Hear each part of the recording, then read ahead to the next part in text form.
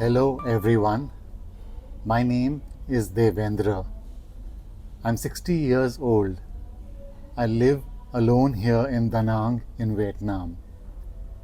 3 years ago, I came to Vietnam, which has turned out to be a loving home for the soul. Here, I walk on the beach at sunset. I ride a motorcycle through mountain passes, wind in my face, cloud at my fingertips. I trek hidden trails, camp by waterfalls, sit with silence under endless stars. I also join a Sangha every Sunday, and in that circle of stillness, I taste what Thich Nhat Hanh, the Vietnamese monk, called peace in every step. For the first time in my life, I can live entirely on my own terms. And in that space, I discovered the love and peace I had been chasing for decades. And I have a lot of time to reflect on the purpose of life. Every evening, I walk along the beach or swim in the ocean. I let nature fill me up, and almost every day, always, there's the immediate experience of joyful silence. But sometimes I find my mind asking the question that all humans are faced with, that many have tried to answer and which must ultimately be resolved by oneself. What is the purpose of life?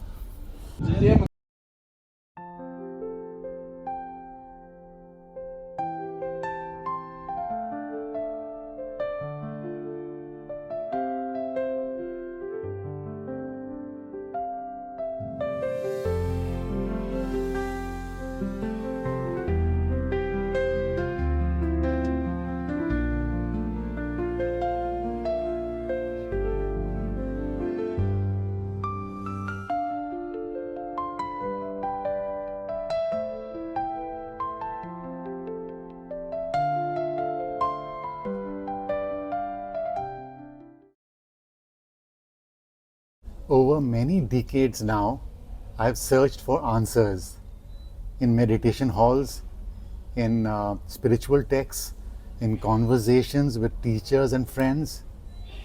Over the period of my life, I have seen the world at its most beautiful and also at its most broken. And I walked through places of suffering and resilience. And here's the unsettling and strangely liberating conclusion I've come up with. Maybe we are not individuals in the way we imagine. Maybe the art of living is really the art of letting go.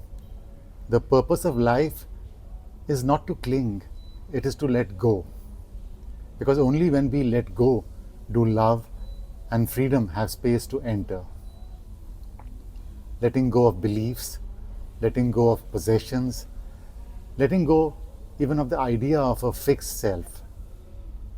It sounds bleak, almost depressing, but then I remember what Buddha said. There is suffering and there is a way out of suffering. Jesus said, whoever wants to save their life will lose it, but whoever loses their life will find it. To me, that means let go of the smaller self and you will find something greater. Both of them pointed us to the way beyond clinging, towards freedom. J. Krishnamurti, who refused to be anyone's guru, said, "Truth is a pathless land. He was reminding us, don't cling even to teachers. Find out for yourself. Osho, who was the first master that I encountered in my life when I was just a child, said, life is not a problem to be solved, but a mystery to be lived, telling us to let go of the endless analyzing and simply step into the mystery. I attended Mooji's popular retreat in Rishikesh just before the COVID lockdown, which had the most thought-provoking discussions with intelligent and passionate seekers from every corner of the world, and soothing music too at the end of them. Mooji told us, you are the awareness in which all change takes place. Let go of your labels and discover what doesn't change. Thich Nhat Hanh said, letting go gives freedom, and freedom is the only condition for happiness. Sadhguru, another famous contemporary master from India, says, to live totally, to live fully, that is spirituality. In other words, let go of hesitation, jump into life. Rupert Spira, a teacher of non-duality, whose meetings I have attended in Oxford and London, tells us, peace and happiness are not states of mind.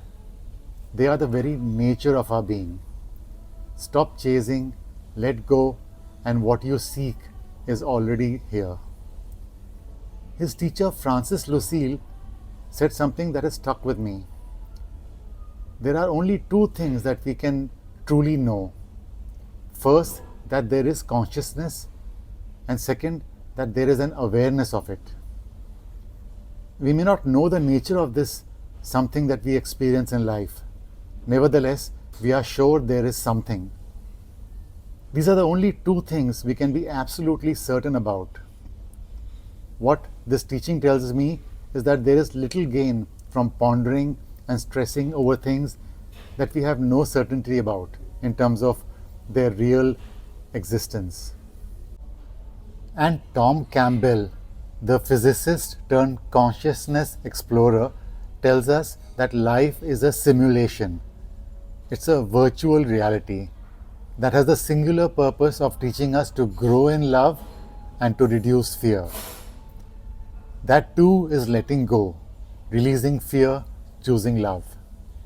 Different voices, one message. Be here, live, let go. From where I stand now, older, far from the cities where I lived most of my life, I see that much of my journey never reached the highest levels of happiness or fulfillment. And yet, every twist and turn had to happen. Every high, every low. They all led me here, to Vietnam, to this love, to this peace.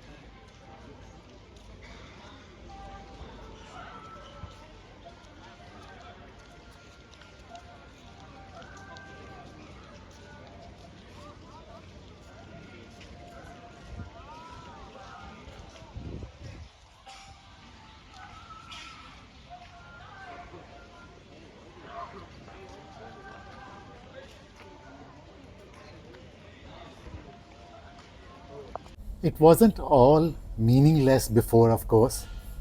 I dreamed of being a writer, and life granted me that wish. first as a journalist, then as co-author of We Are the Champions, which is the true story of 15 children in India striving to change and improve their communities against all odds. I'll give a link to that book in the description of this video. This gave me pride. Work like that gave me pride. Journalism gave me a front row seat to fascinating lives. Celebrity film stars, business tycoons, people shaping history. Many of these people had fame and wealth, but they carried loneliness. Actor Jim Carrey, whom I really like, has said, everybody should get rich and famous and do everything they have ever dreamed of so that they can know that that's not the answer. Journalism has led me to the second phase of my career in communication and media for leading humanitarian organizations. This took me to the world's margins and people and situations no one would ordinarily come across in life. I found myself in places where survival itself was a victory. I remember riding across the scorched land of Somalia with ABC news anchor David Moore. We met families in isolated nomadic camps where a glass of water was more precious than a pot of gold, where infants were abandoned on the wayside because there was no food or water left to share with them. We put out the story that raised record funds for these drought victims. That felt meaningful. There have been many such highs. I worked in areas affected by tsunami, affected by floods, by cyclones, and also in the Nepal earthquake, and also, of course, in areas affected by conflict, especially a tough country like Afghanistan. All these have given me many ways to approach life and to think about my own life as a rather privileged one. And these were times when just listening, just showing up, gave someone hope. And that made my life meaningful too. But there were also many lows in my life. Whole chapters of striving and worry I'd happily cross out with a pen. Yet that led me to understand and appreciate the value of what truly matters. Because through it all, one longing has stayed constant. A deep longing to experience love, not as an idea, but as life's ultimate offering. That too, I'm blessed, that too was fulfilled. So maybe the universe does conspire to bring to us what we deeply want. Because only love feels eternal, even though you cannot hold on to it too. Love cannot be held. It must be lived and then let go. So what remains? Not the headlines, not the titles, not even the book. What remains are the encounters, those luminous moments when one life touches another. That I now see is the true purpose. And sometimes movies remind us of the same truth. Think of Rogue One, a Star Wars story. Jin and Cassian know the planet is about to be destroyed as a huge ball of fire hastens towards them from the horizon. There is no escape, there is no personal victory, and yet they hold on to each other tightly in the final few precious moments of love. That final hug, sad but full of love, is one of the most powerful moments in cinema. Or Dr. Zhivago, my favorite movie. In it, Yuri and Lara's love is so tender yet always out of reach, reminding us that life is not always about happy endings, but about the depth of what we feel along the way. In Casablanca, often touted to be the greatest movie of all time, Rick tells Ilsa, "We'll always have Paris."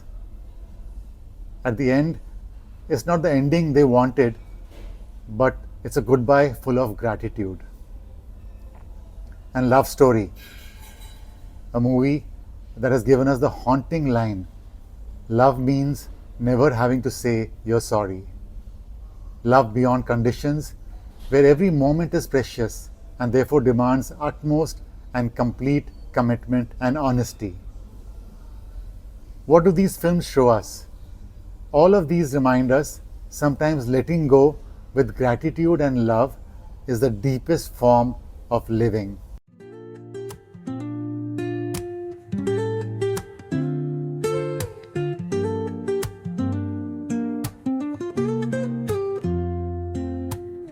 Woke up late, missed the morning glaze, but the sunlight hits in so many ways.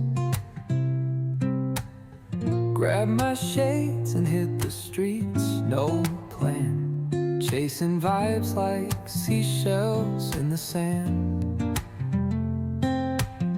Radio hums a tune I can't name, crooked smiles, crashing waves, no shame. Flip my phone, toss it in my bag. Today's for us, no time to lag. Feel the world just turning slow. Let the breeze tell us where to go. Every step a beat we can make. So, how do we live this? Let me share a simple practice. Take a small piece of paper, write down one thing you're clinging to and that you can let go. It can be a fear, it can be a resentment, it can be a regret. Now take that paper and tear it up, or better still, burn it safely. Watch the paper and its pieces scatter and turn to ashes. Notice how you feel. That small release, that lightness is a glimpse of the freedom. Letting go is not giving up. It's making space for that which truly matters. At 60, I don't have all the answers, but I have learned this. Life's purpose is not found in clinging to possessions, titles, or even people. These pass, always. The purpose of life is in letting go so that we can live and love more fully. Letting go is not an ending, it's a beginning. It's the doorway through which peace and beauty enter. And maybe that's why the most unforgettable moments in life, in movies and in love, are not about holding on forever, but about releasing with gratitude and with grace. That, I believe, is freedom. So maybe the art of letting go isn't sad at all. It's what allows love, beauty, and freedom to shine through. If life has no single fixed purpose, maybe that's the gift. To watch a sunset without needing it to mean anything, to love without guarantees, to breathe simply because we are alive. Life's purpose is not to cling to possessions, to titles, to identities, not even to the people we love. The purpose is to learn to let go so that we can love more deeply, live more fully, walk more lightly. Here in Vietnam, I found that letting go is not an ending, it's a beginning. It's what turns silence into music, walking into meditation, love into freedom. Thank you for sharing this moment with me. If it touched you, stay with me, because together we can keep exploring what it means to live, love, and let go. Please do communicate with me through the comment section, and also my email is in the description of this video, so we can stay connected and share ideas and thoughts. And finally, I thank also Vietnam for, as in the famous song called Hello Vietnam, Vietnam has helped me to finally discover my soul. Goodbye for now.